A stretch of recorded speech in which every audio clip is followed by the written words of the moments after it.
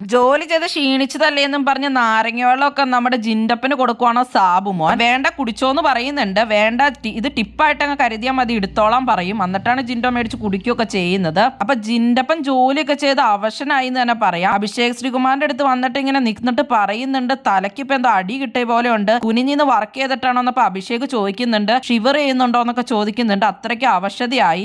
അതിന് മാത്രമുള്ള പണിയായിരുന്നു ഇന്ന് ജിൻഡപ്പനും അതുപോലെ തന്നെ അർജുനൊക്കെ ചെയ്തിട്ടുണ്ടായിരുന്നത്.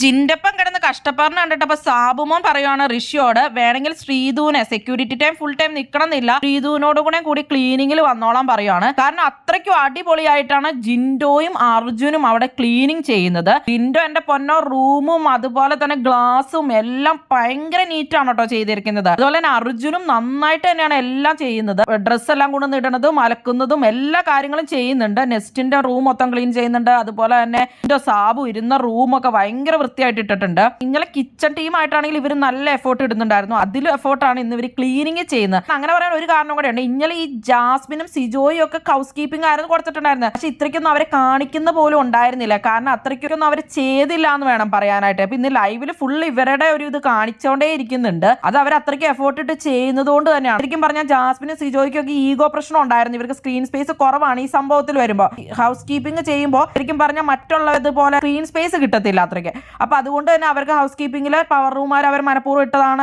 അവർ ഇട്ടത് ഇഷ്ടപ്പെട്ടിട്ടൊന്നും ഉണ്ടായിരുന്നില്ല. പക്ഷെ ഇവർ അതൊന്നും നോക്കുന്നില്ല. ഇൻഫേസ് ഒന്നും ഇല്ലെങ്കിലും കുഴപ്പമില്ല. ജിൻഡോയും അർജുനും അവരെ ടാസ്ക് മാക്സിമം പോയിന്റ്സ് എങ്ങനെ സാബുമോന്റെ കയ്യിൽ നിന്ന് മേടിക്കാം അതാണ് അവർ നോക്കുന്നത്. അപ്പൊ അതിന് വേണ്ടിയുള്ള ഒരു ഈഗോയോ കാര്യങ്ങളോ ഒന്നുമില്ല. അത് അടിപൊളിയായിട്ട് തന്നെയാണ് ഡെൻ ടീമാരുടെ ഒരു ഇത് പിന്നെ സെക്യൂരിറ്റി ആയിട്ടാണ് നിൽക്കുന്നത്. ഇപ്പൊ ശ്രീധു വന്നിട്ട് ഡെൻ റൂമും ക്ലീൻ ചെയ്യുകയൊക്കെ ചെയ്യുന്നുണ്ട്. സാബു തന്നെ പറഞ്ഞു ചെയ്തോളാൻ വേണ്ടിയിട്ട്. അപ്പൊ സാബു തന്നെ പറയുന്നുണ്ട്, ഇതൊക്കെ ചെയ്തൂലെ എല്ലാം ചെയ്തൂലെ എന്നൊക്കെ സാബു തന്നെ ജിൻഡോയോട് ചോദിക്കുന്നുണ്ടായിരുന്നു. അപ്പൊ ഞാനിങ്ങനെ ഹോട്ടലിൽ ബാറിലൊക്കെ നിന്നിട്ടുള്ളതാണെന്നൊക്കെ പറയുന്നുണ്ട്.